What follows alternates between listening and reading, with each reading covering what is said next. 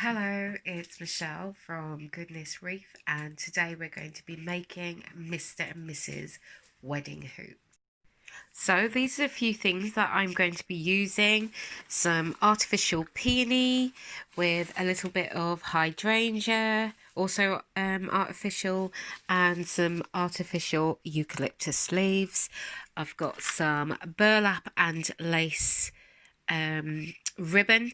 This is 5 meters long, and also I've chosen Ginger Ray Mr. and Mrs. wedding hoops, and this simple hula hoop. This one is 27 inches wide, and of course a trusty glue gun.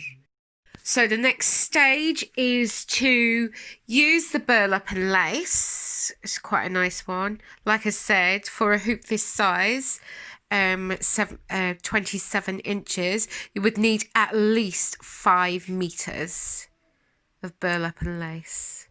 You can use any material. I like this wide fitting because then it means it will wrap the entire hoop. So to secure the burlap and lace ribbon, I'm just going to put a little bit of glue just along the top,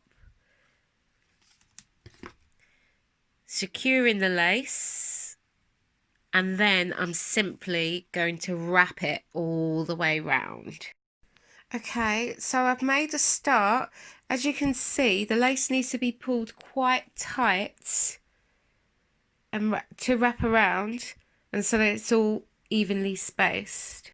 The entire hoop is wrapped.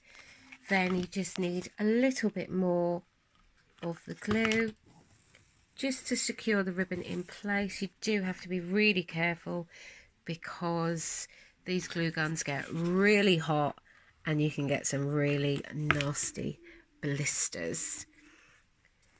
So once you've secured, then simply get your scissors and trim. Next stage is placement, which is really important to make your hoop look symmetrical and readable. Please make sure that once you remove the strings that you place the holes at the top of each sign.